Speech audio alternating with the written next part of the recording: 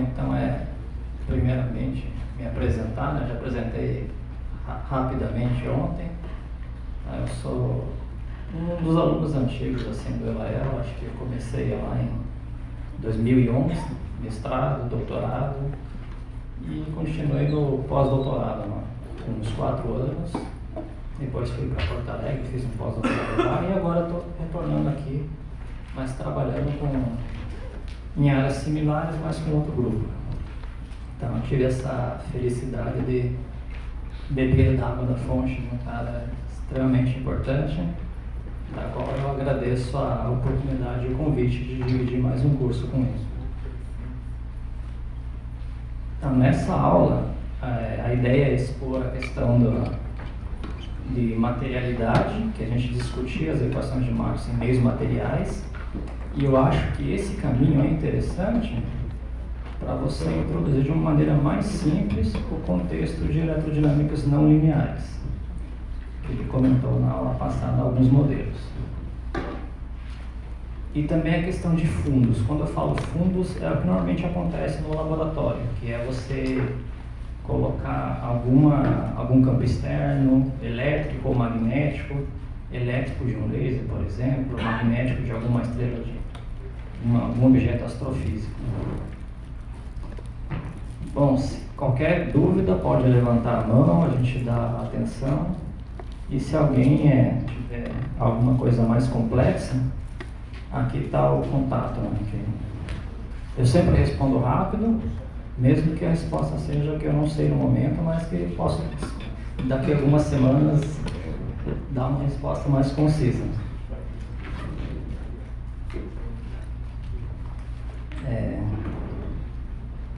Bom, esse aqui é o sumário da apresentação. A ideia é fazer uma breve contextualização, ressaltar que acho que todos os slides no final da escola devem ser adicionados, então tudo que eu colocar aqui vocês vão ter disponibilizado depois. Contextualização, no fundo, é você se situar qual é a tua área que você vai trabalhar. Em seguida, a gente vai falar de meios materiais, algumas classificações básicas, introduzindo o que é o vetor de polarização, magnetização, as chamadas relações constituintes, que são os vetores D e H, para alguns materiais mais simples. Com isso, a gente faz uma conexão de eletrodinâmicas não lineares, apresentar os modelos mais simples e também alguns que não são muito conhecidos, mas que estão aparecendo atualmente. E os efeitos quando você coloca um fundo eletromagnético. Normalmente, uma eletrodinâmica não linear, na presença de campos externos, acaba trazendo uma fenomenologia muito interessante que se está buscando em laboratórios ou observações astrofísicas. E por último, as conclusões. Bom, aqui é a breve contextualização. Quando eu digo breve, eu sou bem honesto mesmo, porque é só um slide. Não tem como fazer muita coisa depois da aula do Elael. A aula que ele deu é quase toda a contextualização de você buscar extensões do eletromagnetismo de Maxwell em diversas áreas. Então ele fez toda uma revisão histórica da questão da luz e também os inúmeros modelos que você pode mexer na eletrodinâmica de Maxwell. Ou seja, existe vida além de Maxwell. E essa vida pode ser em dimensões extras, pode ser em baixas dimensionalidades, pode ser na matéria condensada, pode ser motivado na cosmologia, pode ser na astrofísica e com campos intensos. Ou seja, existem diversas situações. Aqui a gente vai focar num setor desses modelos de eletrodinâmicas não lineares. E os objetivos desta aula que eu coloco aqui é classificar os meios materiais através de suas relações constituintes. Quando eu coloco alguns, não são todos, mas a maioria deles vocês conseguem descrever dessa maneira simples. Apresentar a descrição geral de eletrodinâmicas não lineares. Então aqui é um bônus, porque a gente não vai discutir um modelo, a gente vai discutir todos os modelos. Então, o objetivo talvez é que vocês saiam dessa aula podendo propor o seu próprio modelo. Mas outra coisa é publicar, né? Aí tem que contextualizar o seu modelo a ponto de ser publicado. Mas a ideia geral dá para entender.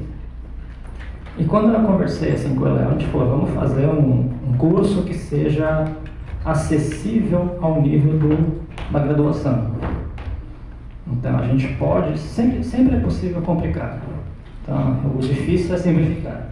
E aqui a gente escolhe a formulação vetorial, que é mais simples,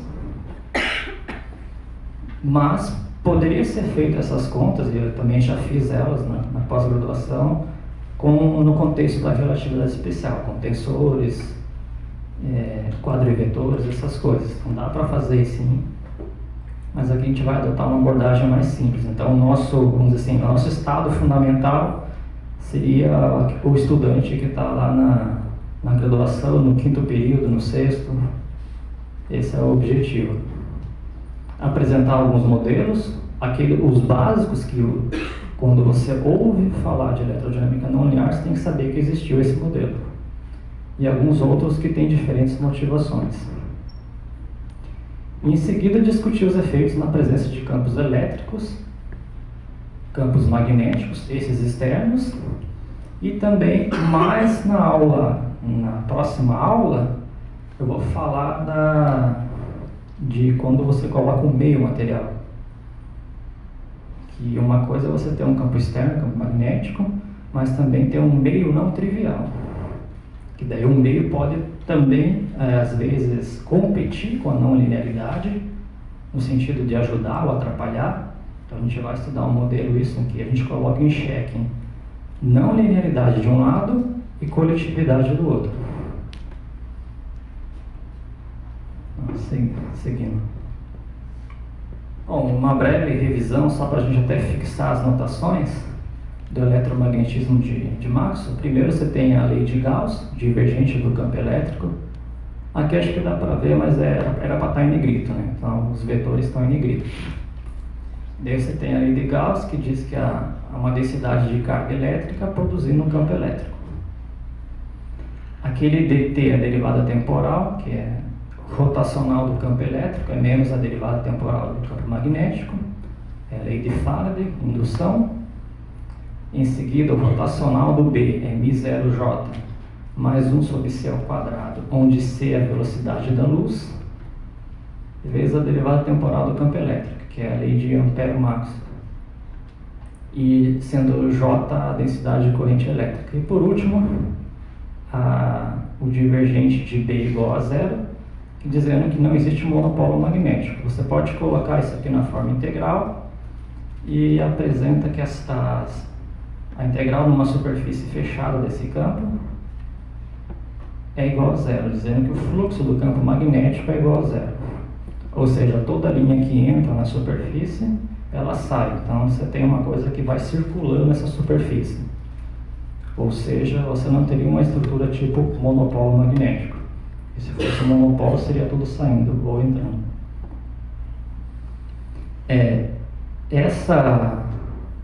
Isso aqui foi objeto de estudo na escola passada de 2021, que em 2021 era 90 anos da proposta de monopolos magnéticos.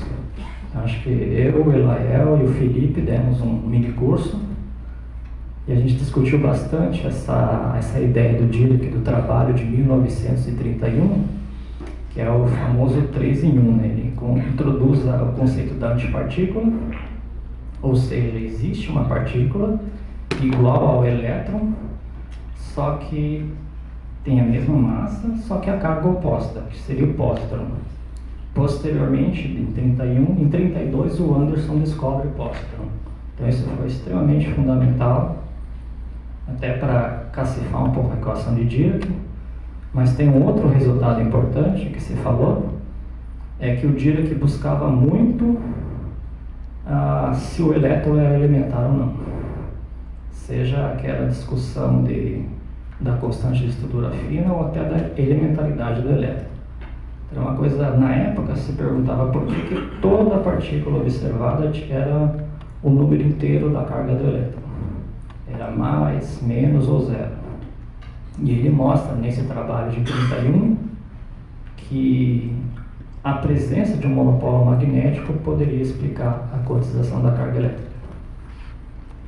Esse foi um curso bonito também que eu recomendo a gente, se alguém tiver interesse, dar uma olhada nos vídeos, que foi à distância. Aqui introduzindo a notação, permissividade do vácuo, permeabilidade. Essas apresentações eu tento colocar no Sistema Internacional de Unidades, mas volta e meia, dependendo da área que você pesquisa, você tem que ir para um sistema de natural, em que o H cortado C igual a 1. E assim é sempre bom deixar claro em qual sistema de unidades que a gente está. E às vezes eu vou ter que utilizar, é muito complicado você citar vários trabalhos em diferentes sistemas de unidades, então eu sempre tento comunicar isso. Daí tem aqui a permissividade do vácuo, a permeabilidade, e a velocidade da luz é 1 sobre a raiz quadrada de 0 e 0. E aí tem as equações de Maxwell em meios materiais, você pode colocar muito parecido com as equações anteriores. Por exemplo, essas duas equações, as equações que a gente diz homogêneas, que não tem densidade de carga e não tem densidade de corrente, elas ficam inalteradas. Divergente de B igual a 0 e rotacional do A é menos a derivada temporal do B, que está aqui, ó. Elas ficam inalteradas. Claro, tem situações em que elas podem mudar, mas em geral nos meios materiais isso não acontece. E a modificação que aparece nos meios materiais é você colocar o que a gente chama de relações constituintes, que é esse vetor H e esse vetor D. A equação não homogênea fica a rotacional do H igual a J mais a derivada temporal do D e o divergente do D igual a ρ. E neste caso eu estou usando a mesma notação, mas essas densidades de carga e de corrente, elas são as livres. Em alguns livros você coloca um L aqui para denotar que são as densidades livres. E a ideia é a gente especificar quem é esse H, quem é esse D e classificar uma série de materiais com isso. Claro que nem sempre isso consegue descrever todo o sistema. Por exemplo, na aula que vem eu vou discutir alguma questão de meios de plasma. Então, em meio de plasma, você precisa, por exemplo, especificar como que é a equação do fluido, como que o fluido responde a um campo eletromagnético, se esse fluido tem pressão, tem temperatura, daí você tem que especificar a equação de estado. E daí todas essas equações, juntando com essas 4 aqui, vão formar um sistema de equações muito mais complicados. Mas por enquanto a gente fica nesse caso mais simples aqui, em que a gente não precisa de outras equações. Muitos materiais você consegue descrever só com esse sistema aqui.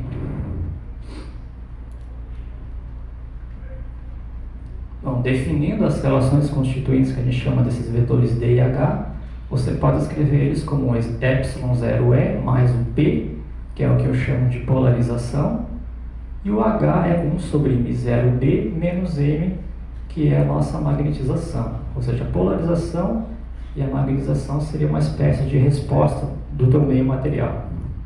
Como é que ele responde quando você bota algum campo. Esse é o caso mais simples, que é o que normalmente se vê na graduação, que são os chamados meios lineares e isotrópicos. Lineares porque a relação entre E e P é linear, daí aparece essa constante aqui, que é a letra grega Ki, que de S é na susceptibilidade elétrica. E aparece uma relação muito similar entre a magnetização e o campo magnético, e a relação aparece esse Ki de M como sendo a susceptibilidade magnética. Só um minutinho aqui que eu vou passar a lista de presença.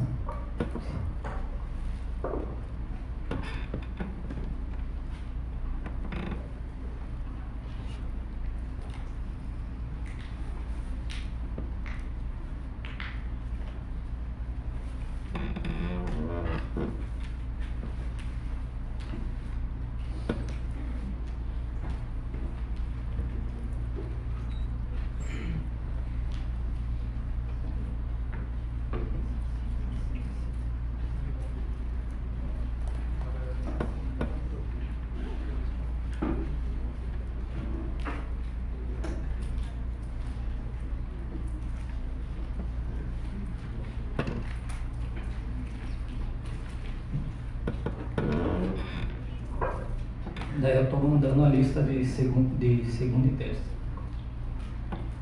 Vai passando, né?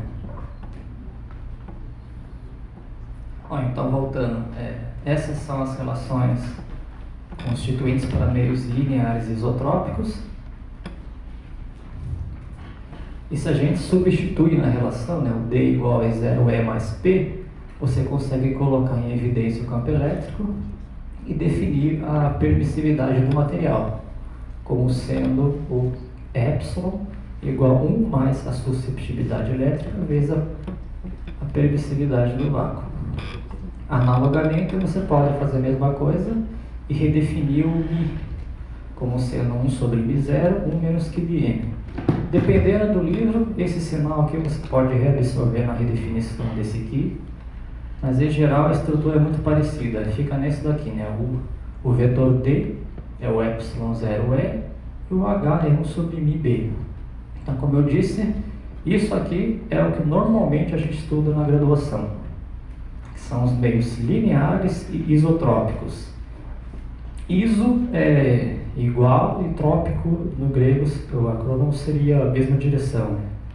Então seria igual na mesma direção, no sentido em que o que eu quero dizer é que se você coloca um campo elétrico na direção X, ele vai gerar um vetor D na direção X. Mas um campo elétrico na direção Y não vai gerar um D na direção X. É sempre na mesma direção. Então é isotrópico.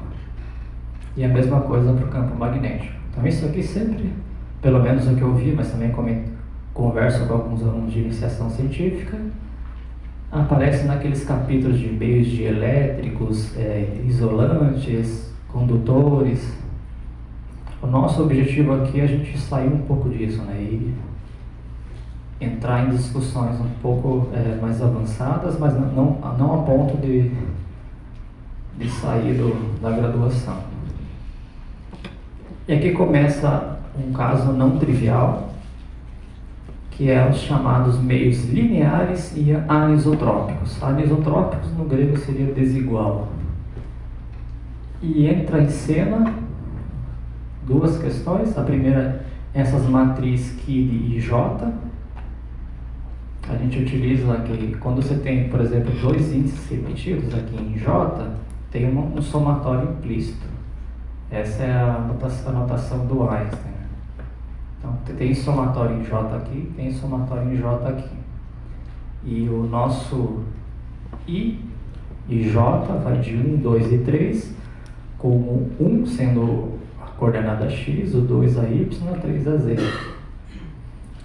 E aqui a gente vê a ideia. A relação entre o campo elétrico e a polarização continua sendo linear. A mesma coisa ocorre para a magnetização e o campo magnético, só que você vai pagar um preço aqui, que o preço é você introduzir essas matrizes 3x3. Por exemplo, o Ki de IJ, caso elétrico, você tem esses 9 elementos.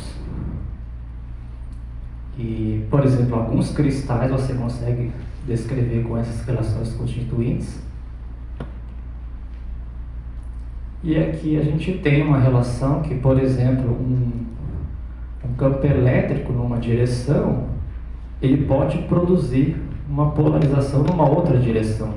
Eu fiz um caso muito simples aqui, é que se você pegar o Ki de 1, 2 sendo diferente de 0 e todos os demais nulos, você tem que a tua polarização na direção X é o ε0, que 2 é de y, ou seja, um campo elétrico na direção y produzindo uma polarização na direção x. É nesse sentido que eu quero dizer de anisotrópico. E a mesma coisa você poderia fazer para a magnetização. Ou seja, aqui a gente eu pelo menos não tive contato com isso na graduação. Eu fiquei no caso anterior, eu fiquei sempre nos meios lineares e isotrópicos. Um outro caso interessante é os chamados meios magnetoelétricos, que são lineares também, que é a mesma ideia de você ter uma anisotropia, só que agora quem gera a polarização pode ser ambos, pode ser o campo elétrico e o campo magnético, de uma maneira anisotrópica. Só que o preço a se pagar é você introduzir 4 matrizes. Esse Ki de LIJ, Ki de EMIJ, Ki de ME e o Ki de JM. Aqui as relações são lineares, sempre aparece linear no campo elétrico, linear no campo magnético. Então a ideia é, você pode, campos elétricos, gerar magnetização e campo magnético gerar polarização. Isso já acontece, por exemplo, em alguns materiais. E na literatura também, alguns não falam esse termo magnetoelétrico, mas eles comentam dos chamados meios lineares, porque, né, como comentei, é linear nos campos, e bianisotrópicos. Bi porque tem campo elétrico e campo magnético nos dois. E anisotrópico porque aparecem essas matrizes 3x3. Isso também vai frequentemente aparecer na literatura.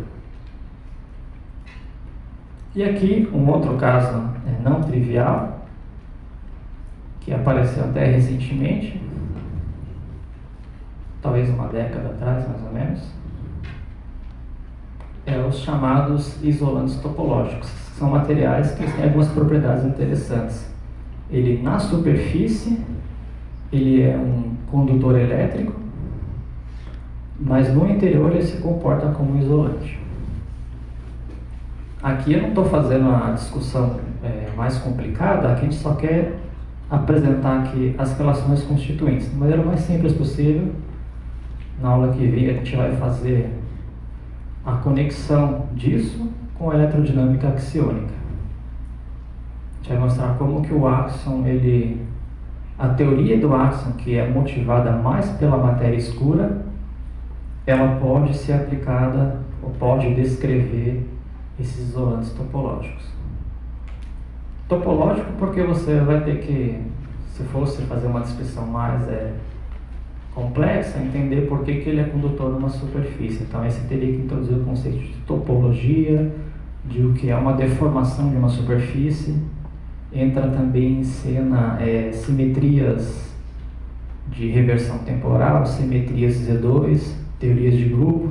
Então descrever esses materiais é um belo trabalho de iniciação, por exemplo, uma coisa que envolve muita matemática, mas aqui eu apenas só coloco, olha, boa parte dos isolantes topológicos são descritos por essas relações constituintes. Relações constituintes bem simples até, onde o D é o εE, esse epsilon é a permissividade do material, o H aparece 1 sobre μd, e aqui a novidade é esse alfa zero, que é no fundo a constante de estrutura fina alfa vezes a raiz quadrada de epsilon 0 μ0, onde alfa no SI é essa combinação, E quadrado, 4π epsilon 0, H cortado C. Isso é aproximadamente 1 sobre 137. Então, amanhã a gente vai mostrar que, na verdade, o áxion, ele é, no fundo, esse alfa zero aqui. Então, a novidade é que no D aparece B, o campo magnético, mas de uma maneira linear.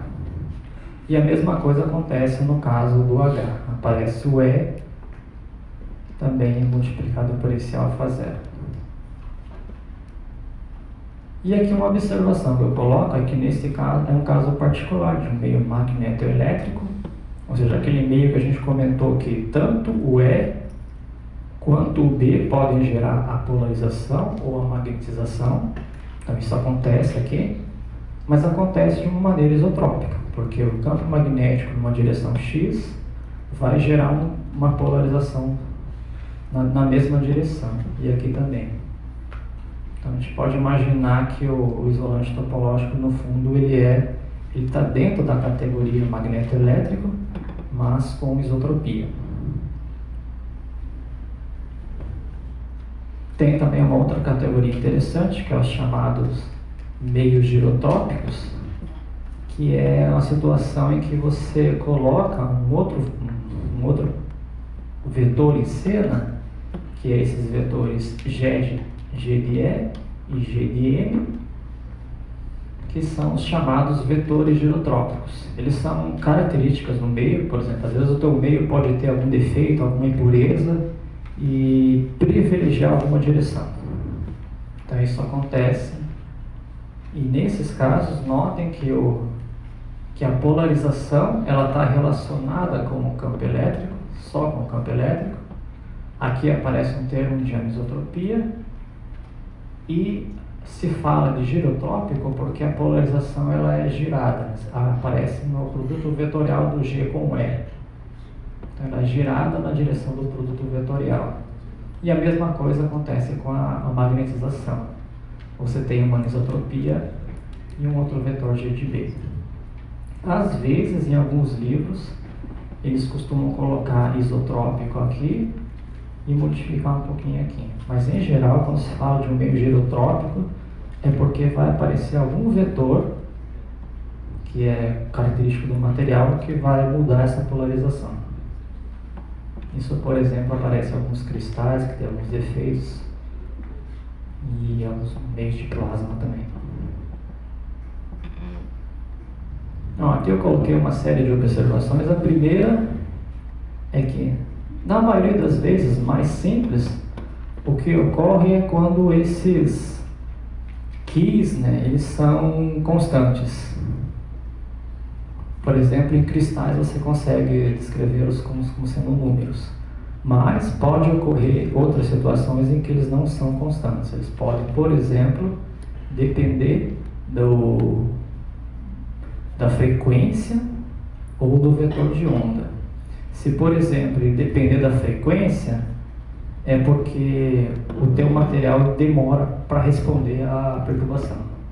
Ou seja, você vai lá, perturba o material, mas ele tem não é instantâneo. Você perturbou num lado até chegar no outro, essa informação demora. Tem uma espécie de delay aí, e isso indica como se fosse uma dispersão espacial. O outro caso é quando depende do vetor de onda K. Nessa situação, lembrando a relação que o K é 2π sobre lambda, você teria uma espécie de dispersão espacial. Ou seja, diferentes comprimentos de onda vão se propagar com diferentes velocidades de fase. Então essas são situações que podem ocorrer. Uma outra situação é quando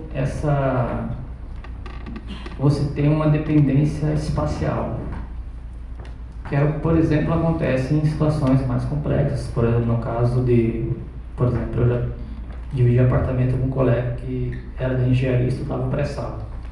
Ele falava que no pré-sal você tem superfícies, e à medida que você vai descendo nessas distâncias, o material vai tendo propriedades diferentes. Então isso indica que você tem uma não homogeneidade. São situações mais complexas, mas que pode acontecer.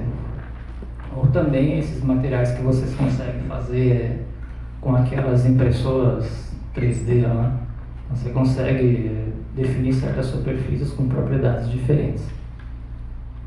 E a terceira observação, que a gente não comentou aqui, mas que vai aparecer daqui a pouco, é quando a polarização e a magnetização aparece potências nos campos elétricos ou magnéticos. Por exemplo, pode aparecer E quadrado, E com B, B quadrado, diversas combinações que você imaginar.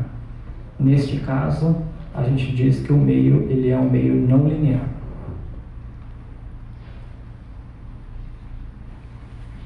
Essa aqui são algumas referências. Eu tenho bastante referências de eletromagnetismos em meios não lineares, mas eu selecionei algumas assim, que eu acho que vale a pena mencionar.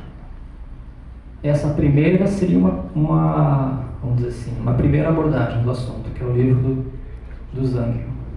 Ele é meio 2013, mas em comparação com o que a gente costuma utilizar da década de 40, 50, ele já é um pouquinho mais novo, né?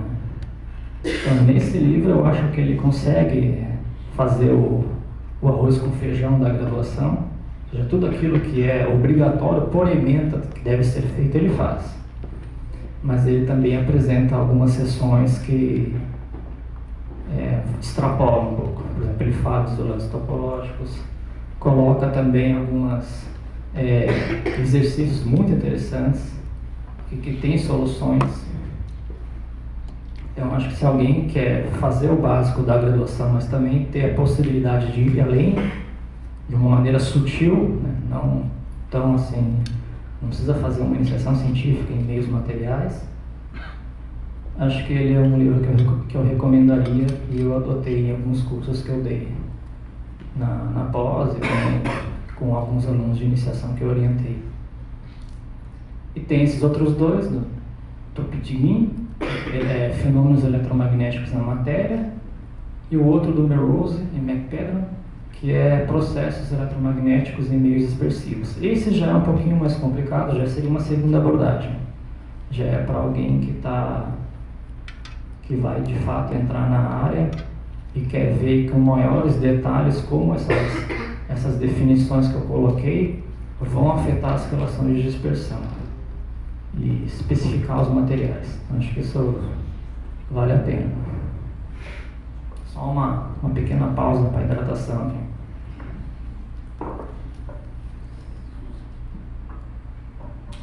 Se alguém tiver uma dúvida aí, pode levantar a mão, fazer favor.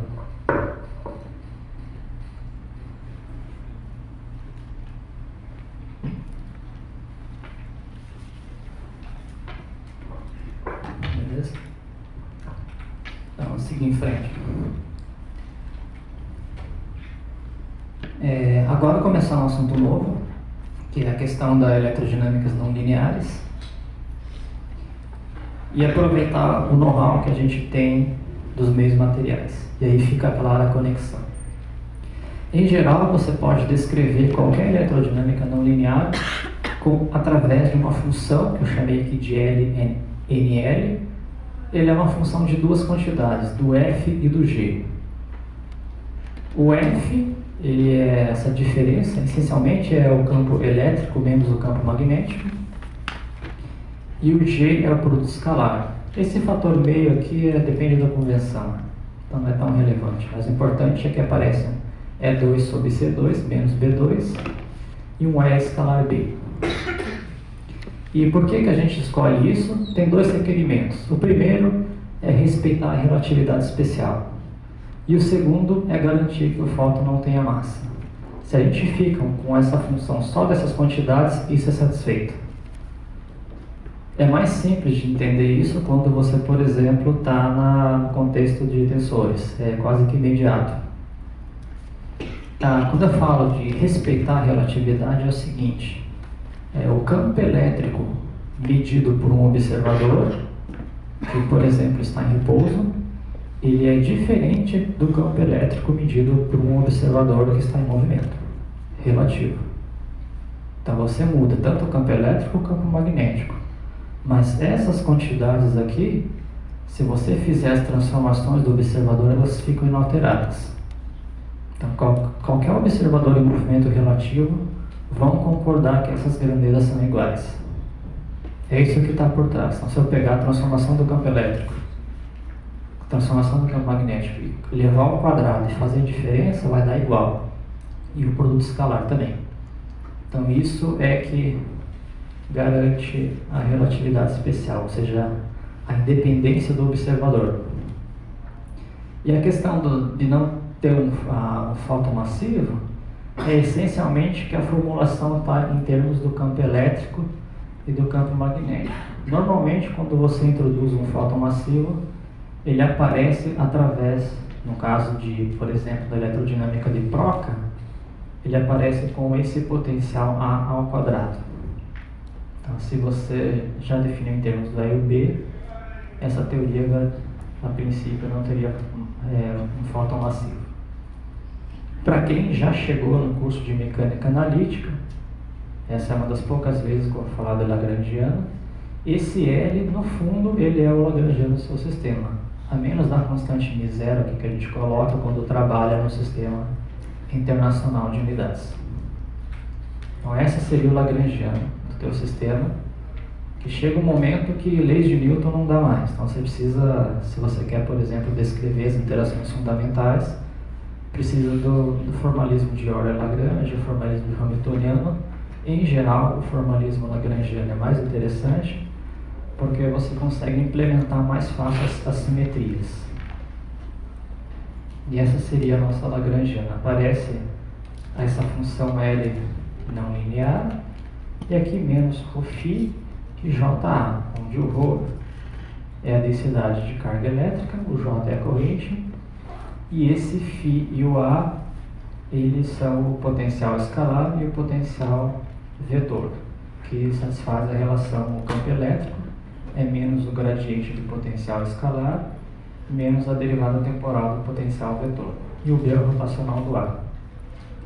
Você pode mostrar que esse segundo termo aqui também respeita a relatividade se você aplicar as transformações de observadores das correntes e utilizar a conservação da carga elétrica. Esse termo aqui também não viola a relatividade. E se você aplica as equações de movimento, que seriam as equações de Euler-Lagrange, você obtém esse carinha aqui.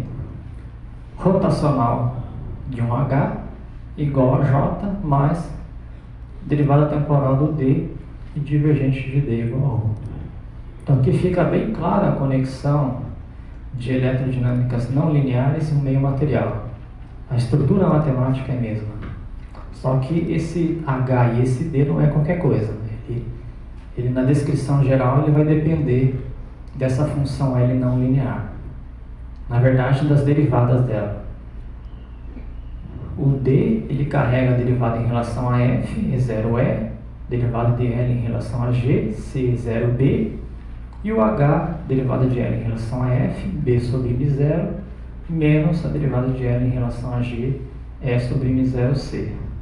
Em outras palavras, se você me especifica a função L, está aqui o teu modelo, a tua eletrodinâmica não linear. Só você especificar a função. Qual é a função? É quadrática, é raiz, e essas ideias. Uma outra observação, isso é muito importante, que a não linearidade, ela deixa intocada isso aqui. A lei de Faraday fica inalterada, ou seja, o rotacional do E menos a derivada temporal do B, e o divergente de B igual a zero. Ou seja, você altera as equações não homogêneas, mas mantém as equações homogêneas. Então é nesse sentido que eu falo, né? Essa relação eletrodinâmicas não lineares e eletrodinâmicas em meios materiais. Eu coloquei uma flecha de ida e volta, porque aqui a gente começou definindo esses meios materiais e caiu aqui em eletrodinâmicas não lineares, mas você pode fazer também a volta. Algumas vezes você, como a formulação matemática é a mesma, você pode às vezes estudar alguma eletrodinâmica não linear e ela ser aplicada em algum meio de matéria condensada, que eu vou colocar alguns exemplos aqui. E aí que a gente conclui que, com essa discussão mais simples, que em uma eletrodinâmica não linear, o vácuo ele não é um vazio grego, vamos dizer assim, ele se comporta como um meio material.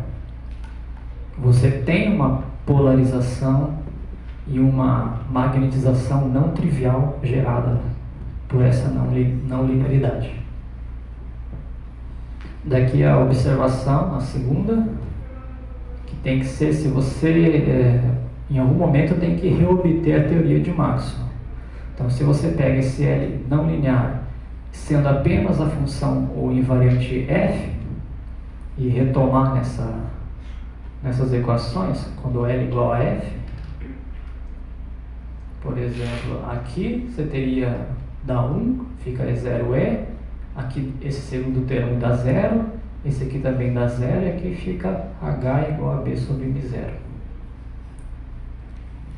Ou seja, no caso em que essa função ela é simplesmente o invariante f, o nosso h é b sobre m0, o d é 0e, e você substitui nas relações, naquelas equações que eu coloquei na matéria, você reobtém Maxwell. Divergente de E, ρ sobre E0, lei de Gauss, e equação de Ampère-Maxwell, rotacional de B, M0J, mais 1 sobre C ao quadrado dt. Ou seja, Maxwell no fundo é você colocar L igual a F. Então, se você está estudando algum modelo que para grandes distâncias cai em Maxwell, você vai querer ter coisas adicionais a isso, né? Adicionais ao L de F.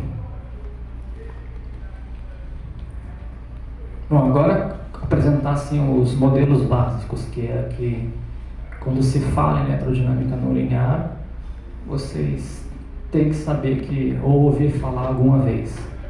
Esse é o, vamos dizer assim, o modelo mais estudado, que é o modelo da eletrodinâmica de Euler e Coquelin, de 1935. Então eles fazem a conta, e essa conta é mais baseada em correções quânticas, e se obtém que a lagrangiana de Euler e Coquelin, ela é o termo conhecido de Maxwell, ou seja, o nosso F, só que aparecem coisas novas. As correções, elas aparecem uma com F quadrado e a outra com G quadrado. E umas constantes aqui. Aparece a constante de estrutura fina, só que ela aparece ao quadrado, a massa do elétron na quarta potência, a constante de Planck reduzida, o ε0 e o C ao cubo. Então esse termo aqui claramente é algo muito pequeno. Então a gente imagina que sejam correções pequenas à teoria de Maxwell. Então esse foi, vamos dizer assim, esse vai ser o modelo mais estudado em quase todas as áreas, que são as primeiras correções quânticas. A gente pode mencionar assim que a eletrodinâmica quântica, ela tem diversas correções, mas elas não são qualquer correções, são correções que a gente pode falar perturbativa. Ou seja, a gente pode mensurar, falar, essa aqui é a correção de primeira ordem, essa aqui de segunda ordem, de terceira e quarta. Então isso facilita para a gente. O caso da eletrodinâmica de Euler e Coquelin, ela pega as correções quânticas dominantes. Então essas seriam as primeiras correções quânticas. E se imagina, por exemplo, quer dizer, o que a gente chama de naturalidade, é você imaginar que você tem a teoria clássica e a correção quântica seja algo pequeno, seja uma correção quântica pequena. Aqui fica muito claro porque aparecem esses termos aqui. Você tem a constante de estrutura fina ao quadrado, ela já é 1 sobre 137, elevado isso ao quadrado dá uma coisa muito pequena. E ainda aparece a massa do elétron na quarta potência aqui. E aqui é só para comentar a constante de Planck reduzida, H sobre 2π e a massa do elétron. Até interessante comentar que acho que o Léo falou bastante, por exemplo, de supersimetria, que o modelo padrão em si descreve muitas coisas, até por isso, vamos dizer assim, está desde da década de 70 sobrevivendo, é muito tempo. E tem um problema muito particular no modelo padrão que envolve a massa do Higgs. O Higgs, ele, vamos dizer assim, ele gera massa para as outras partículas. Ele que, vamos, seleciona, você vai ter massa, você não vai ter massa, mas um grande problema é a massa do Higgs. ninguém sabe explicar por que o valor dela é, por exemplo, 125 GeVs. Então, ele dá massa para todo mundo, mas a massa dele não se sabe explicar a origem. Esse é um primeiro problema. Vamos dizer assim, você coloca a mão nesse valor. E um segundo problema é quando você vai calcular correções quânticas à massa do Higgs. E quando você calcula esses valores, você observa que a massa do Higgs, ela dispara, vamos dizer assim. Ela é completamente diferente do valor clássico. Você vai recebendo cada vez mais correções, você não tem esse controle de correções no modelo padrão. Esse é o chamado problema da naturalidade, que o pessoal chama. Ou seja, aquilo que você espera, a teoria deixa de ser natural. Uma das possibilidades de você controlar essa deficiência, vamos dizer assim, curar esse problema, é você introduzir a supersimetria. A supersimetria é um meio de você proteger a massa do Higgs. Na verdade, proteger dela das correções quânticas. A princípio, se a supersimetria é exata, a correção acaba sendo nula, porque é como se os férmions dessem uma contribuição e os bósons dessem uma contribuição oposta. Mas sabendo que a supersimetria é quebrada, você consegue ainda proteger a massa do Higgs e dando correções pequenas. Então esse é um outro, já que o Elael comentou bastante de supersimetria, eu achei oportuno dizer também que aparecem essas questões da naturalidade em outros contextos.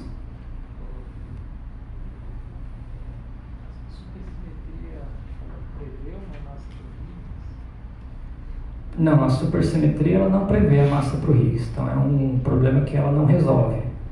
O problema que ela resolve é com relação às correções quânticas. Ainda você, no modelo que a gente chama de modelo padrão minimamente supersimétrico, a massa do Higgs é ainda um parâmetro que você coloca a mão, mas o que ela faz no final é proteger das correções quânticas. Então você consegue tornar a teoria, calcular perturbações dela, perturbações quânticas, e obter correções pequenas para a massa do Higgs. Sim. Como que a gente coloca um valor para a massa do Higgs? O valor é que você... É a grande charada. O valor você vai de uma maneira fenomenológica, e o que você obtém é que o valor 125 GeVs em unidades naturais consegue resolver a seção de choque. Também tem outras discussões envolvendo, por exemplo, relações entre as constantes de acoplamento, taxas de caimento. Então você vê que são várias direções em que convergem para esse valor. Então demorou um certo tempo para você chegar perto disso. Então não é só um experimento, são várias coisas convergindo para chegar nesse valor. Mas uma teoria exata, assim, que explicava essa teoria me dá esse valor, não. Então demorou um tempo assim até para você chegar nesse 125, você teve que ir em várias janelas, o que a gente chama, por exemplo, de janelas de exclusão. Você tenta alguns valores acima, vê que a teoria não se comporta bem, não explica um monte de fenomenologia, e até você chegar a valores próximos, esse 125.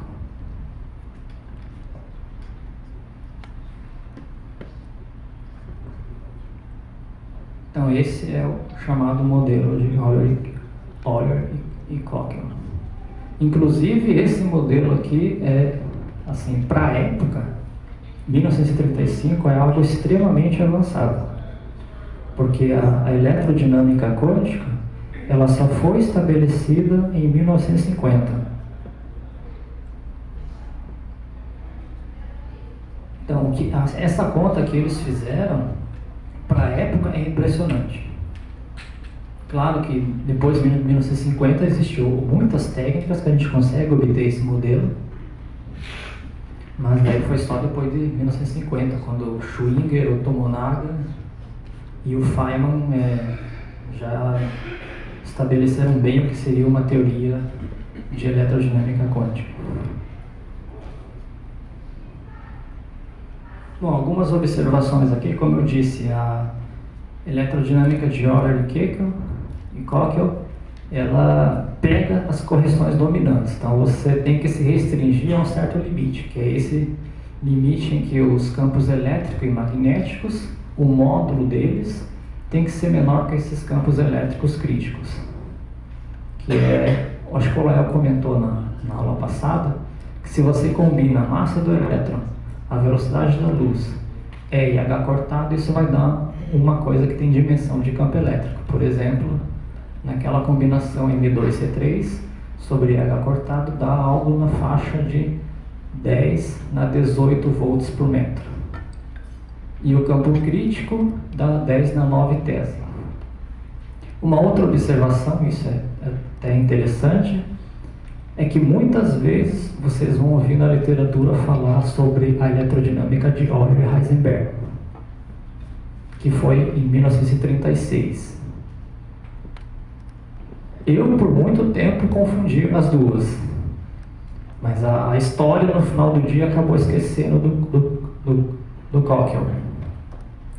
O Heisenberg, ele foi orientador de doutorado do Euler e do Coquel. O que ele fez em 1936 com Euler é obter um modelo de uma eletrodinâmica não linear, mas com todas as correções quânticas.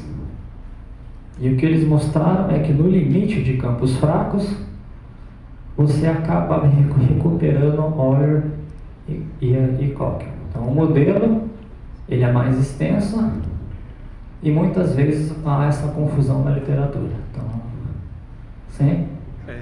Esse muito menor do que os campos críticos seria mais ou menos de qual ordem em comparação? Olha, eu vou falar de um pouco de estimativas, mas por exemplo, o laser mais potente que você tem, ele consegue atingir um campo elétrico na faixa de 10 na 14 volts por metro.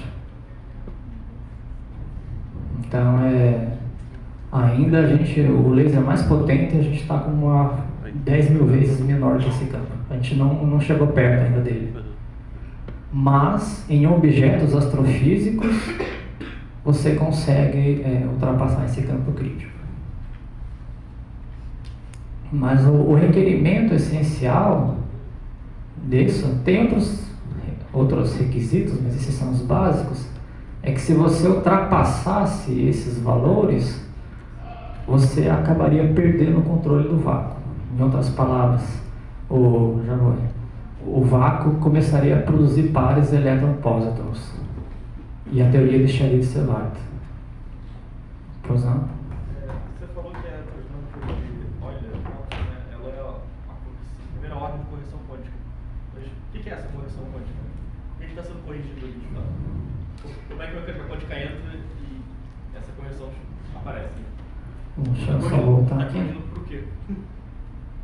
Bom, a correção que eu falo é quando você pega e começa a acrescentar outros invariantes aqui. E a correção que está por trás disso é, por exemplo, você ter o fóton. Esse fóton ele vai decair em partículas virtuais num intervalo de tempo muito curto, e essas partículas vão produzir correções não lineares. Então é isso que está por trás. Daí, como que essas correções aparecem, ela vai ser mensurada essencialmente na ordem da constante de estrutura fina. Então, à medida que você vai para correções superiores, aparecem potências superiores na constante da estrutura fina. Então, ela é um parâmetro para você dizer tal correção é pequena, tal correção é grande. Essa seria a correção de primeira ordem. Então, o que está por trás é que quando se você sai do conceito de teoria de partícula e você substitui por campo, tudo é campo. Então, tem campo do elétron, tem campo do fóton, tem campo do pósitron, que é a antipartícula do elétron. Esses campos interagem, as excitações deles produzem partículas, que é o que você vai interpretar como partículas. E você pode produzir o que a gente chama de uma partícula virtual, que ela aparece e desaparece, mas num intervalo de tempo muito curto. Então, o que está por trás nesse modelo são correções, vamos dizer assim, partículas elétron e pósitron, que apareceram em intervalos de tempo muito curtos. Então, o sinal que aparece aqui é esse aqui. É isso, né? A gente está falando de uma teoria de eletromagnetismo. Daí, do nada, quando eu falo de correção quântica, aparece a massa do elétron aqui.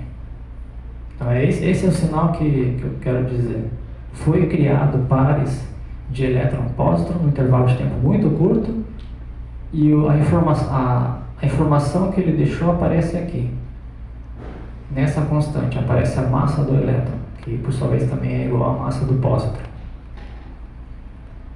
E quando eu falo de mecânica quântica, quem deixou o sinal também aqui é o nosso H cortado, que é um claro sinal que esse processo envolve a mecânica quântica. Tá claro?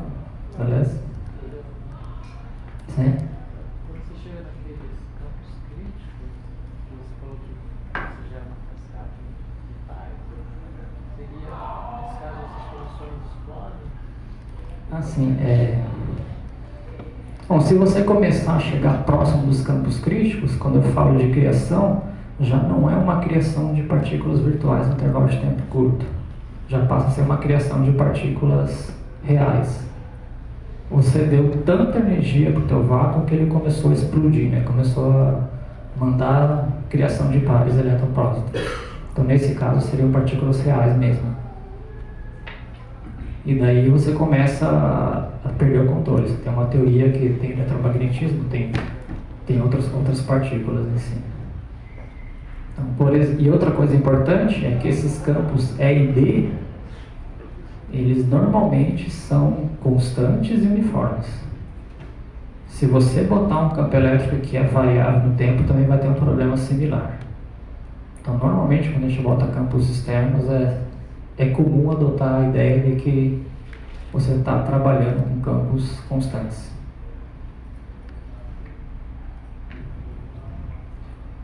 Bom, se você substituir, só voltar aqui,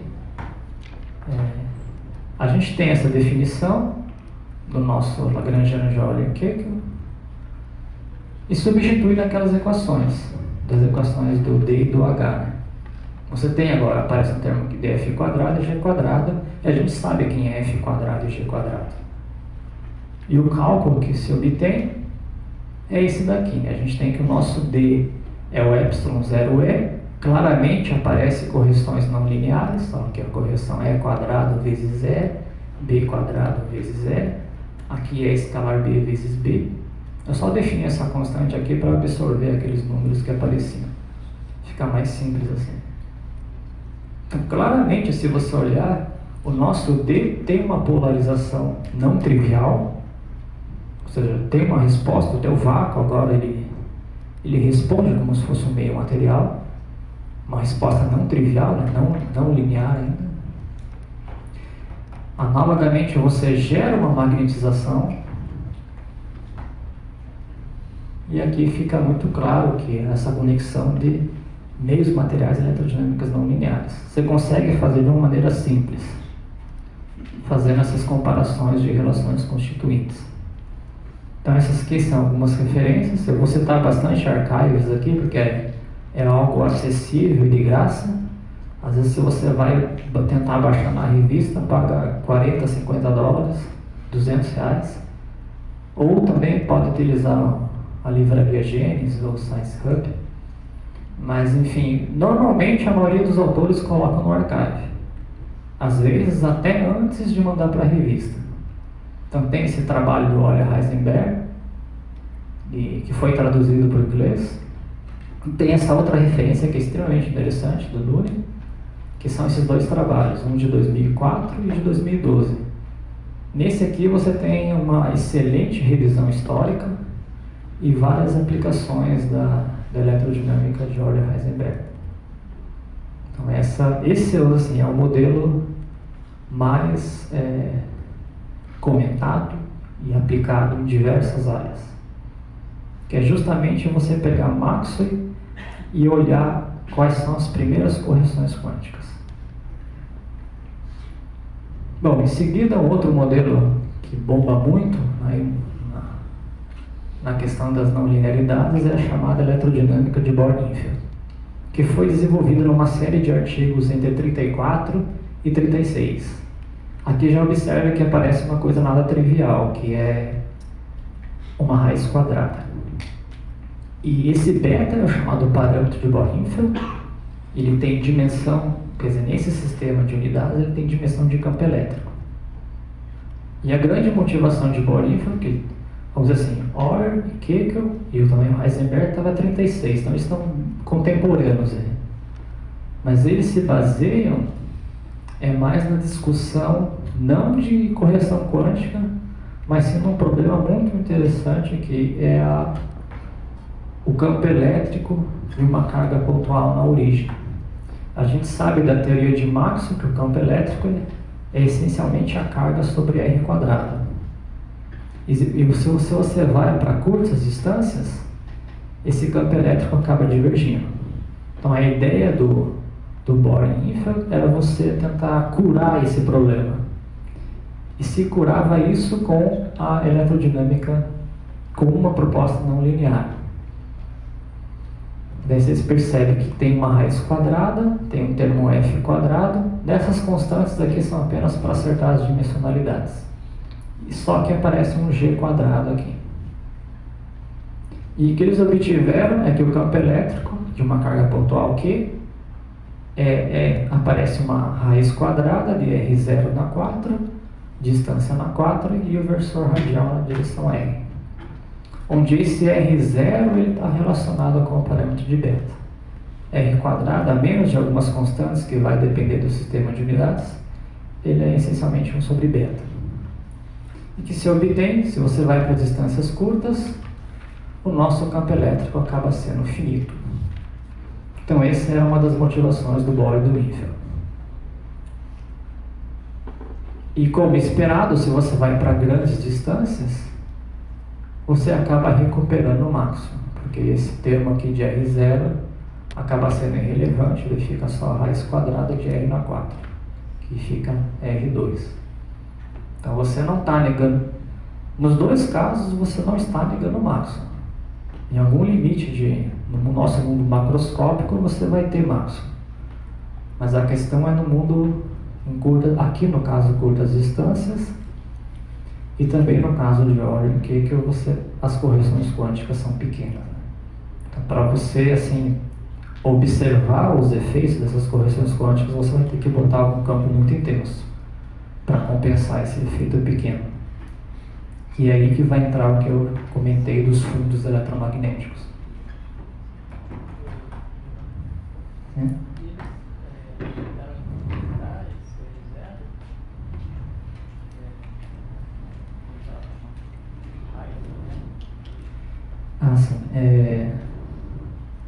Só voltar aqui.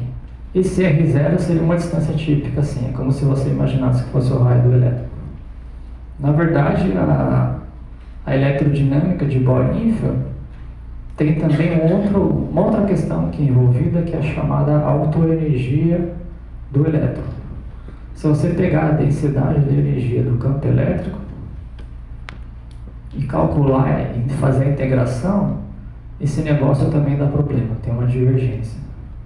E você, com um campo elétrico finito, na origem você conseguiria curar o que a gente chama de problema da autoenergia do elétron, mas associado a um campo eletrostático. Então esse R0 é uma distância típica assim, de como se fosse um raio do elétron. Então tanto o campo elétrico como a autoenergia do elétron seriam aqui finitas. Mas eu achei mais simples falar em termos do campo elétrico, que é algo mais intuitivo assim. Mas tem sim outras singularidades aí que ele se preocupava. Bom, como eu comentei, você não está negando o máximo. Então, se coloca o limite de beta tendendo a infinito, ou seja, beta muito grande, você recupera o máximo. Você pode pegar aquele modelo pegar a raiz quadrada, fazer a expansão dela, e você vai ver que no limite sobra apenas justamente o termo de Maxwell, ou seja, o L de F de Bohr-Infield é aproximadamente o F. O que também já era intuitivo aqui, né? Se a gente pegasse 1 sobre beta, se o beta é muito grande, o R0 tendendo a zero, e você teria o nosso campo elétrico de uma carga pontual, tipo conhecido da teoria de Maxwell.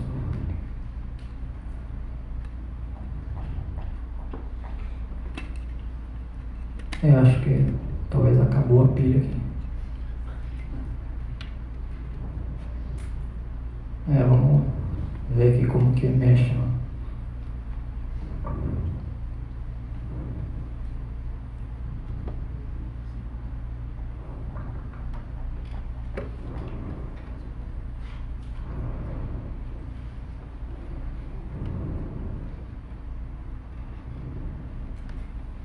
Assim, a segunda observação, que essa também foi um comentário que o Eliel fez, que é a respeito de a eletrodinâmica de Bohr-Infield, ela é reinventada, ela reaparece no contexto da teoria de cordas.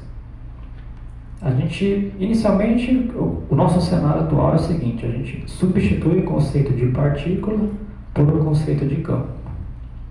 E flutuações do campo são partículas. É o nosso cenário atual, é aquilo que está sendo testado. Pois não? Só fazer uma pergunta, porque você falou que esse eletromagnetismo resolveu o problema da autoenergia do elétron, né? Sim. Você sabe dizer se nesse eletromagnetismo, então, surgem problemas com a reação de radiação, que nem no eletromagnetismo clássico? Certamente. Você cura o problema, às vezes resolve. Quer dizer, você resolve um problema e aparece outro. Então essa questão da radiação, da autoenergia, não chegou a atacar com Bohr-Infield. Tem várias questões da teoria de Abram-Lorentz, mas com Bohr-Infield não deu certo não.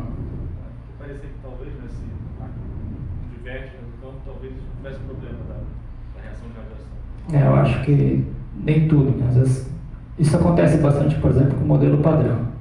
O modelo padrão tem vários problemas, mas às vezes você coloca uma extensão e você resolveu apenas um e não consegue resolver os outros. Então, nesse caso, o Bohr-Infield resolve os problemas da singularidade de Maxwell, mas não resolve outros problemas.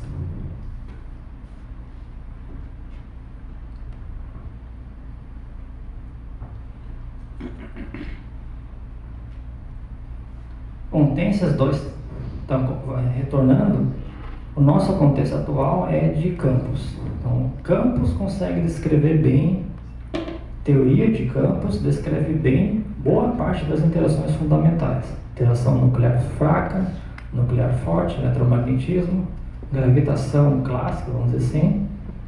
E teoria quântica de campos está conseguindo dar conta de muitas fenomenologias nos experimentos de colisões.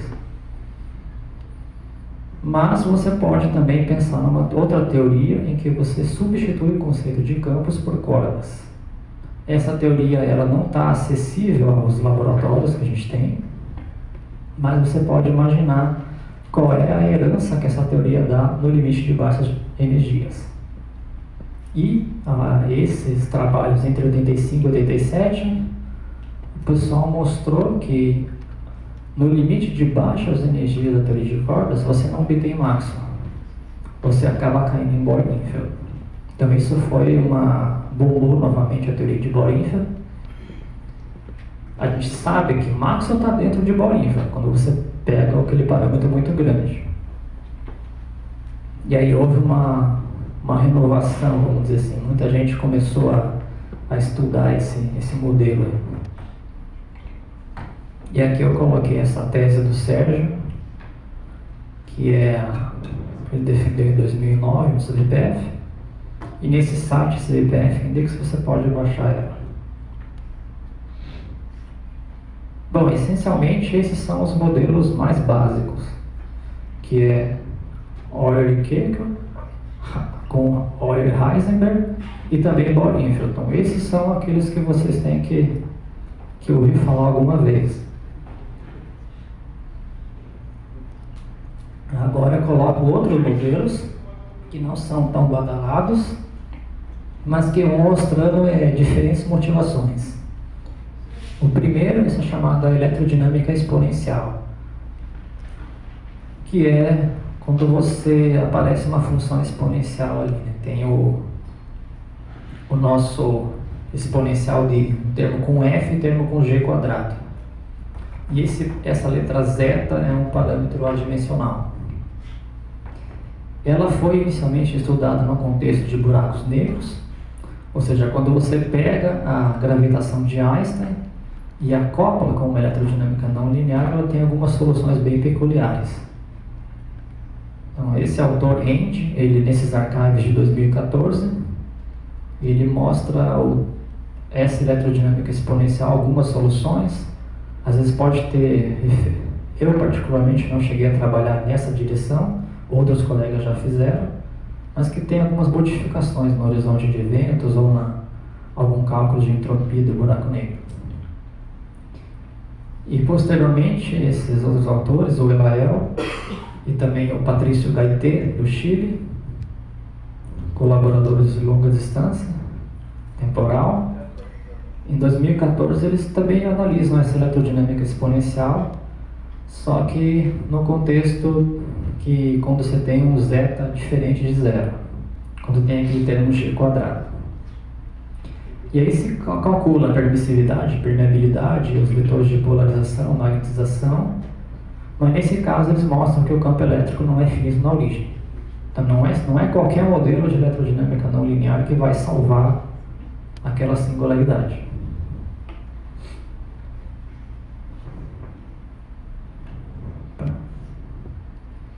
Algumas observações aqui. Um outro modelo interessante é você começar a fazer certas generalizações. Essa aqui é chamada eletrodinâmica do tipo Bohr-Infield, que você pode generalizar Bohr-Infield, só que você paga um preço. Você vai introduzir um espaço de parâmetros P, que aparece no expoente, um número zeta e um parâmetro beta. E à medida que você vai mexendo nesses parâmetros, você vai cair em modelos conhecidos. Eu comentei aqui, quando P é igual a meio e zeta é igual a 1, você obtém Bohr-Infield, que é justamente aparece o P lá no expoente, a raiz quadrada. Quando você pega P tendendo ao infinito, você obtém eletrodinâmica exponencial. Então, nesse sentido, você consegue analisar o que a gente chama de uma classe de modelos. Só analisando esse espaço de parâmetros. Por exemplo, em alguns trabalhos, mostraram que para P entre 0 e 1, o campo elétrico fica finito na origem. P maior que 1, você já perde, já começa a ser singular. Então você pode estudando esses espaços de parâmetros e obter diferentes modelos. E a segunda observação é uma ideia mais prática, vamos dizer assim. Eu não quero saber exatamente qual é o modelo fundamental, mas eu só estou interessado nas correções quânticas dominantes. Então o que eu pego? Eu faço essa aproximação efetiva, né? Eu pego o nosso L não linear e faço potências de F e G, Fi, GJ e esse A e J sendo constantes. Então no fundo eu pego só, por exemplo, F quadrado, ou G quadrado, ou FG. Então essa seria uma abordagem mais prática, em que eu não estou interessado na física fundamental, mas eu quero só pegar as primeiras correções. Bom, um outro modelo que eu acho que vale a pena comentar, que eu por exemplo, descobri recentemente,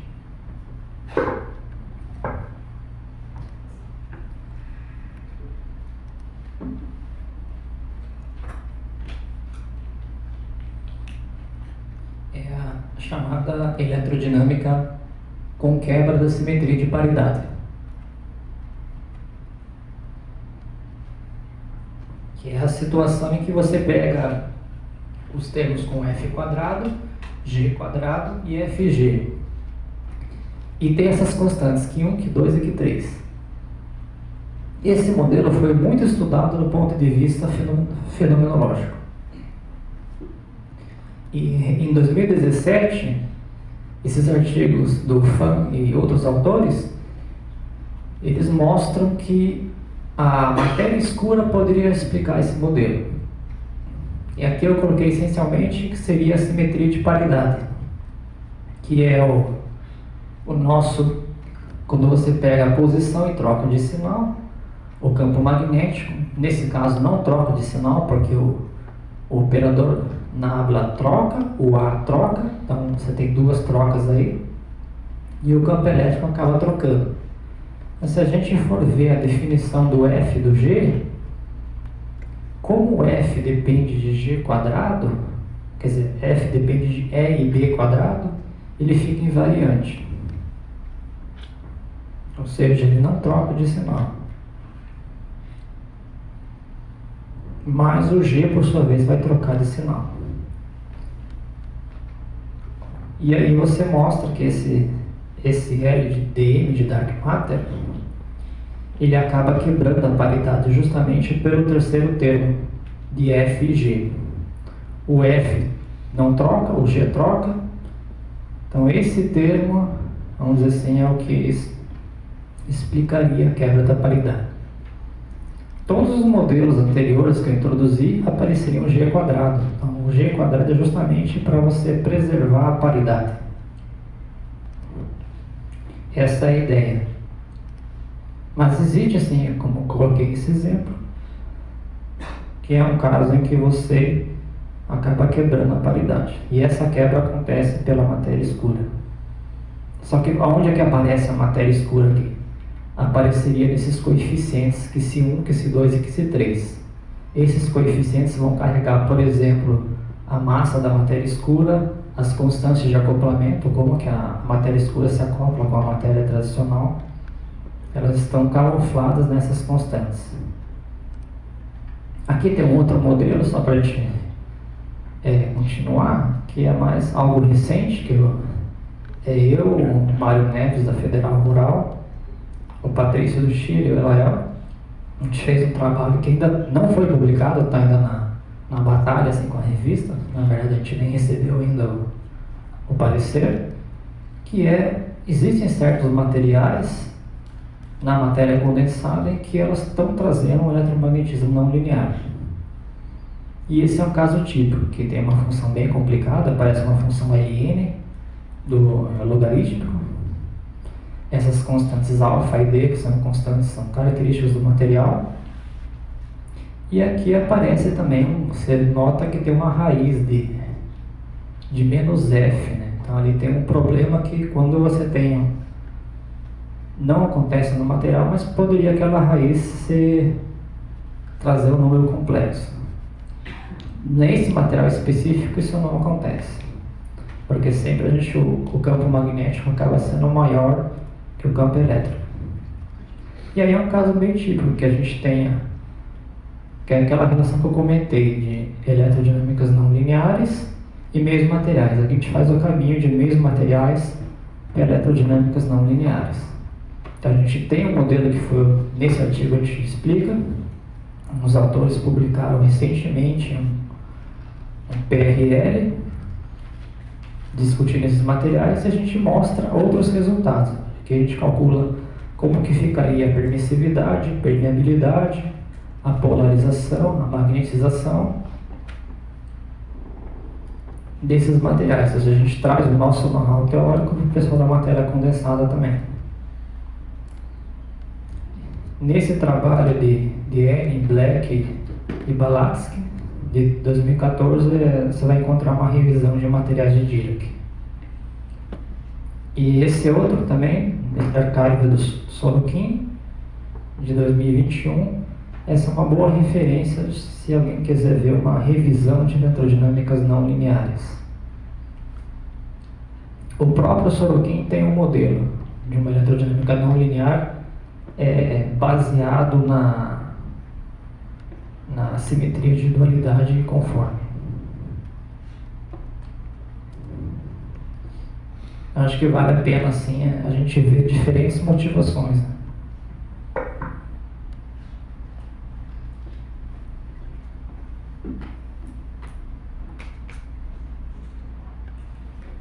Agora vamos, acho que, ir para uma outra parte, que é a questão do espalhamento luz-luz. Bom, toda eletrodinâmica não linear ela vai introduzir correções do fóton com o fóton, ou seja, a luz espalhando a própria luz. Essa seção de choque ela foi calculada inicialmente em 1935, justamente por Euler e Kocher, só que foi um cálculo para pequenas frequências. Depois, a Kisier, Landau e Pomerancho, em 1936, fazem um cálculo para altas frequências. Na verdade, o cálculo para pequenas frequências foi a tese do Euler, tese de doutorado do Euler sobre a orientação de Heisenberg. E esse trabalho de Kisier foi a tese de doutorado dele sobre a orientação do Landau. E só na década de 50, mesmo 1951, que os autores calculam a seção de choque, qual é a probabilidade da luz espalhar a luz em todos os efeitos da eletrodinâmica quântica. Mas daí a eletrodinâmica quântica estava já estabelecida.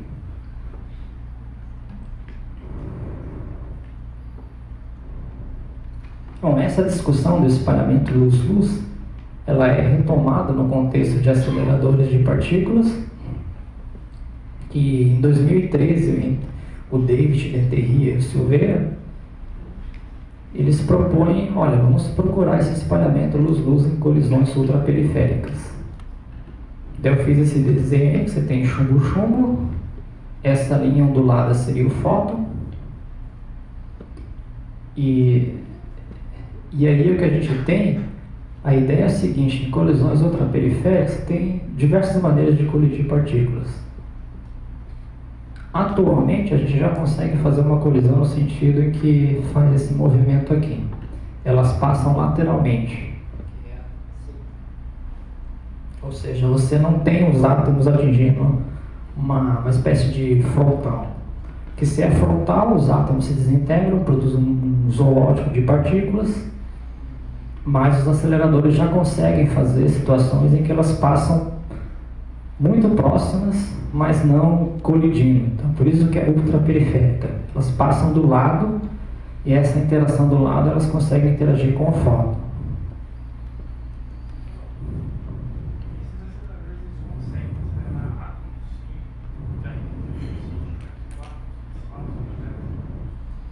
Sim, nesse caso, nessa colisão ultraperiférica, bom, aqui foi a proposta, 2013. Ela é realizada em 2017. Deu só em 2017 se conseguiu fazer um espalhamento em que os átomos passam muito próximos, mas não colidem. E eles interagem trocando fóton. E aqui a gente vê que tem 4 linhas onduladas que seriam 4 fótons, indicando não linearidade. Então isso é realizado experimentalmente em 2017, na colaboração Atlas. Essas medidas são confirmadas pelo CMS, ou seja, há uma checagem dupla disso. Isso em colisões de chumbo-chumbo. Então isso é extremamente recente. Essa fenomenologia de colisões ultraperiféricas está começando a crescer bastante. Que você consegue, é muito limpo no detector você observar esses dois fótons. Inclusive é o que eu estou fazendo atualmente no meu pós-doutorado, tanto para estudar algumas eletrodinâmicas não lineares e também outras coisas que podem estar dentro daquela bolinha riscada ali. Ali pode ter um zoológico, pode ter monopolos eletrofracos, pode ter matéria escura, pode ter uma série de coisas. Correções quânticas também, não? Esse espalhamento fóton-fóton, ele é elástico? Os fótons eles acabam perdendo energia. Assim, quando o átomo de chumbo passa, ele vai emitir um fóton. Só que, a princípio, aquele fóton seria um fóton virtual, na teoria. Mas com as energias que a gente está dando, ele pode considerar ser um fóton real. Então a gente tem aqui sim um espalhamento bem limpo, que você consegue ver esses dois fótons aí no detector. Então nós estamos aqui em 2018, bem recente. E esses resultados eles estão de acordo com a eletrodinâmica quântica, modelo padrão. E as colaborações CMS e TOT, mais recentemente em 2021, conseguem fazer uma medida similar, só que agora não é chumbo, mas é próton-próton. Então a coisa está realmente nessa linha bombando, está começando a gerar muitos dados. Inclusive, recentemente tem programas agora que você consegue fazer essas simulações no computador. Bom, a primeira observação é que esses resultados que estão saindo agora, eles podem vincular novos modelos. Por exemplo, esse trabalho do Ellis e outros autores, logo que saiu o resultado do Atlas, eles publicam um artigo e mostram que a teoria de Bornfeld, o parâmetro beta estaria nos 100 GeVs, gigaelectronvolts. Então você consegue utilizar os dados e vincular os parâmetros dos novos modelos. E atualmente existem outras motivações para investigar o espalhamento luz-luz. Como eu comentei, matéria escura, monopólio eletrofraco, assimetria matéria-antimatéria, que pode estar relacionada com o monopólio eletrofraco. E esse aqui é um artigo de revisão, né, que eu coloquei do Ellis, Mavromatos, Roloff e Wu. Aqui ele vai citar essas referências que eu comentei e também como que esses novos aceleradores podem também ser uma fonte de pesquisar o espalhamento luz-luz. Talvez vai demorar um pouco, acho que o colisor circular vai estar em 2050. Mas já é bom, a teoria você já pode fazer a conta. Vamos entrar então para um último tópico, né, que é a questão de fundos eletromagnéticos, que é a situação que normalmente a gente observa, né, no experimento.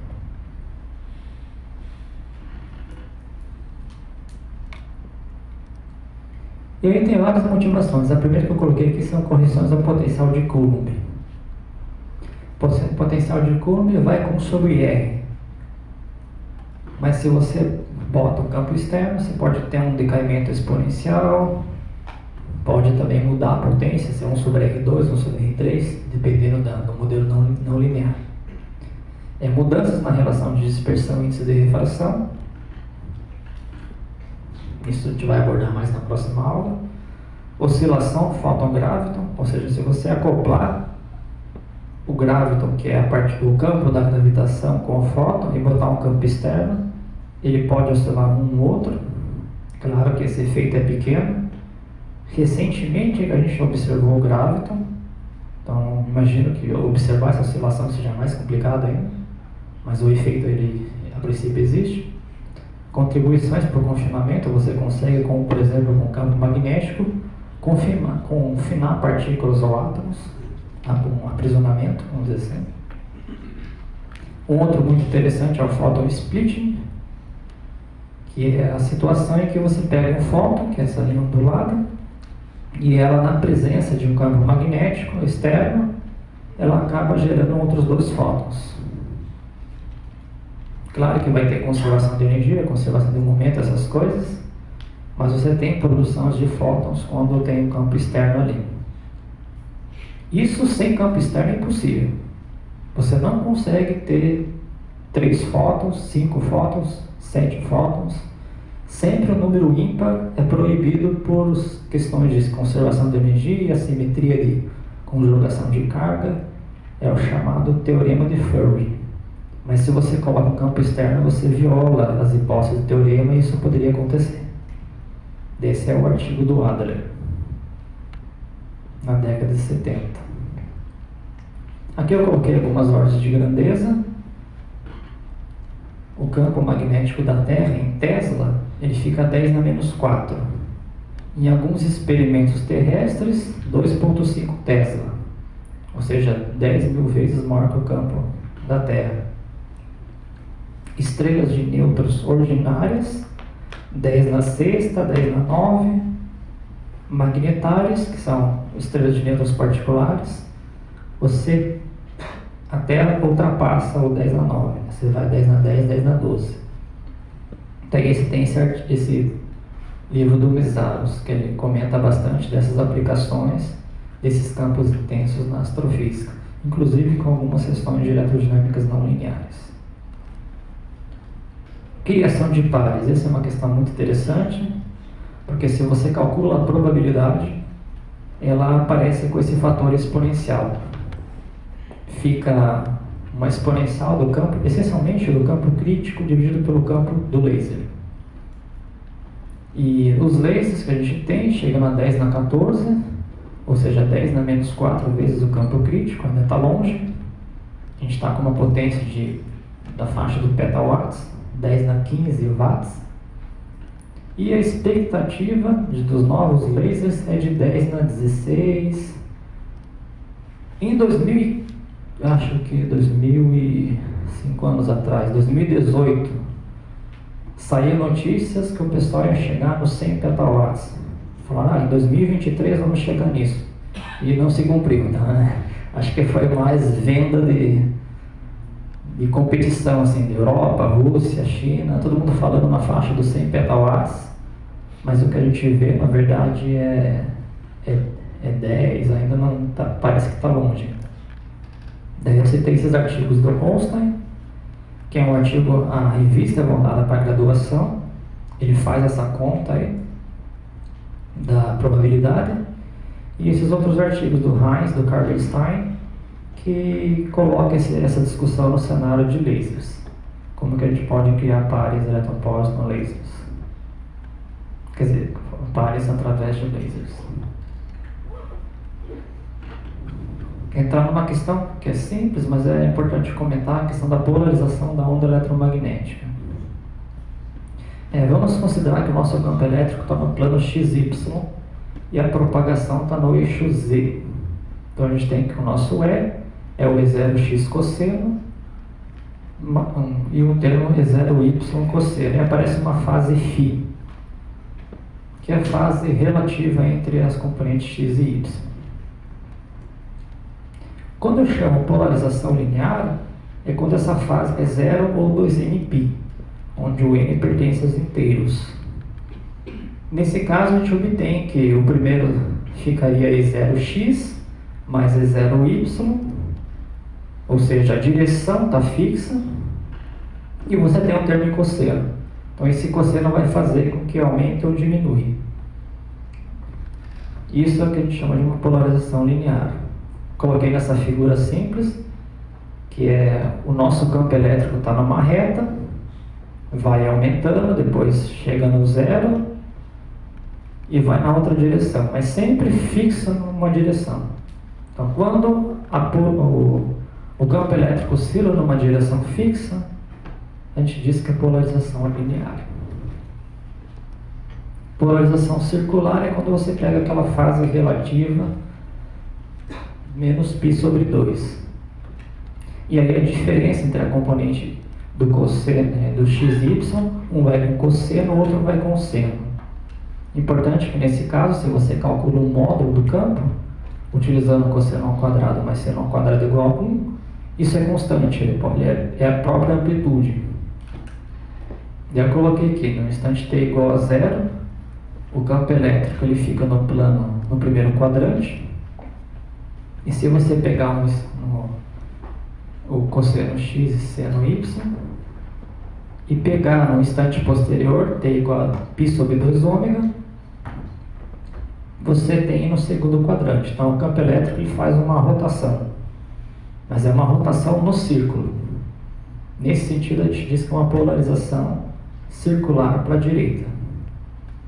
Aqui eu tenho essa figura aqui que fica bem clara. Você tem a onda se propagando no eixo Z e o campo elétrico rotacionando no plano XY nesse círculo.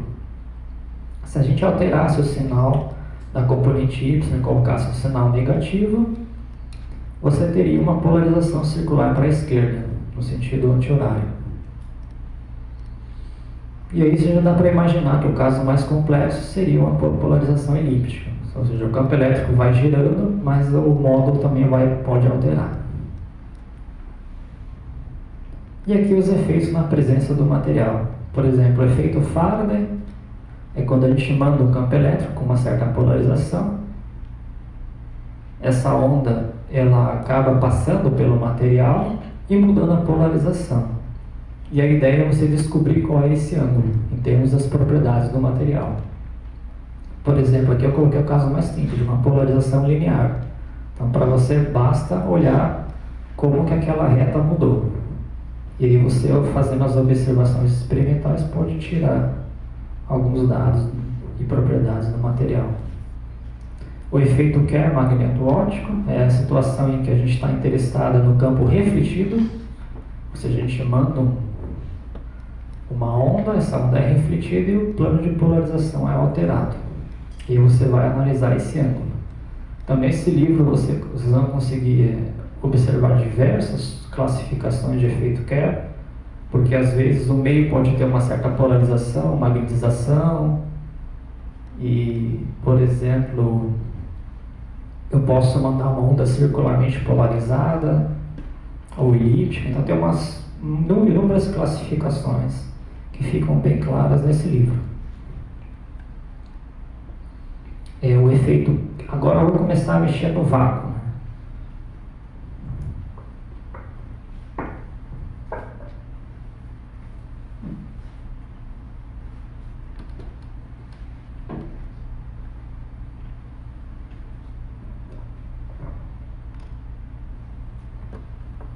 Bom, no vácuo tem também o efeito Kerr, mas não é exatamente o efeito Kerr anterior, que no fundo é você comparar índices de refração. Aqui eu coloquei na figura uma onda com uma polarização linear paralela ao campo externo é zero. E você tem um índice de refração quando a polarização é paralela e quando a polarização é perpendicular. Você calcula essa diferença e observa que ela é proporcional ao campo elétrico externo. E essa constante é a constante de Kerr. Então isso acontece no vácuo quando você tem, por exemplo, uma eletrodinâmica não linear. O efeito Cotton-Moton, que é o análogo anterior, só que agora com campo magnético, e essa é a constante de Cotton-Moton. Isso é o efeito mais buscado experimentalmente com o campo externo. O outro efeito magnetoelétrico, que é a situação em que você tem ambos campos externo, elétrico e magnético. Só que nesse caso eles estão perpendiculares. E daí você observa que o índice de refração, a diferença fica proporcional ao módulo de E0B0 vezes uma constante KME. E aí tem diversas possibilidades de você mudar as polarizações, as configurações dos campos elétricos. Eu acho que essa referência do Bateste e Rizzo explora bem isso. Inúmeras outras maneiras de você ver birrefringência. A outra discussão é que eletrodinâmicas não lineares pode gerar birrefringência. Esse aqui é um experimento PVLS que ele procurou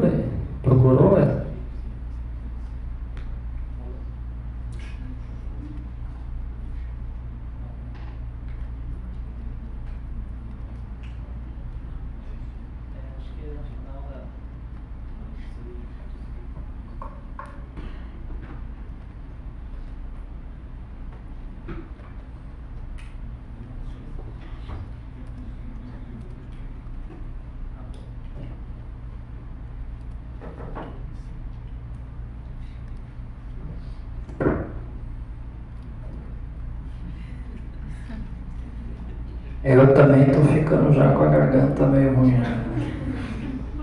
Tá bom? Essa aqui já a pilha recuperou a energia.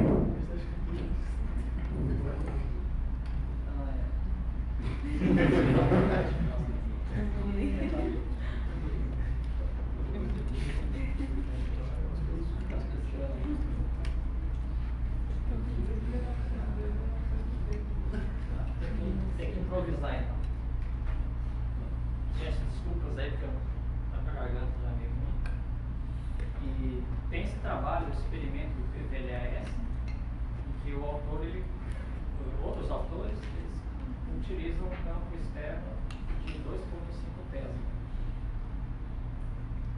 Por exemplo, se você estudar esse modelo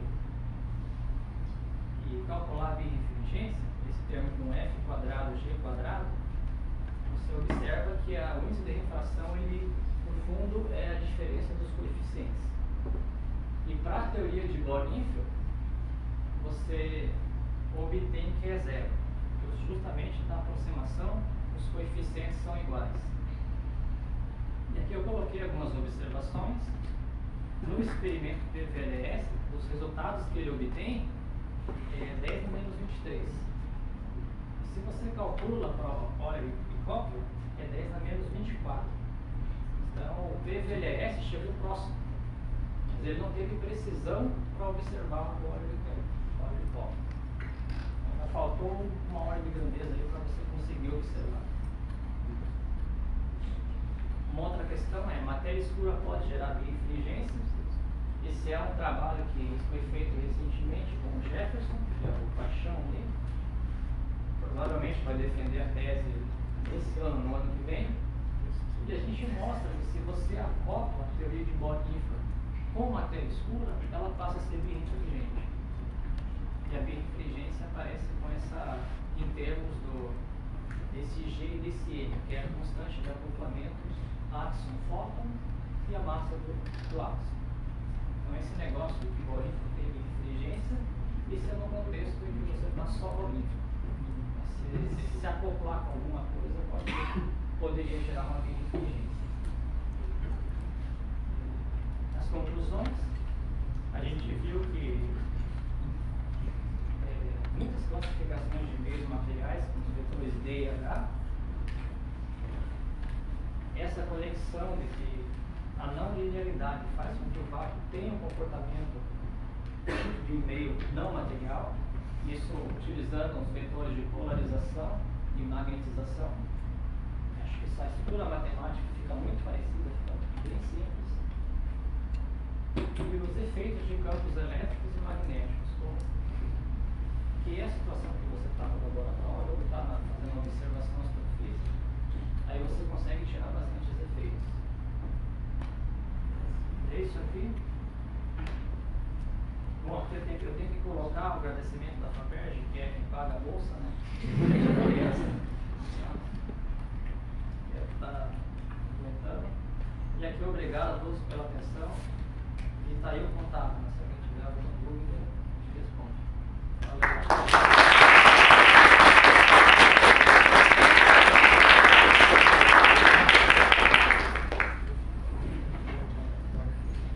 Alguma dúvida aí?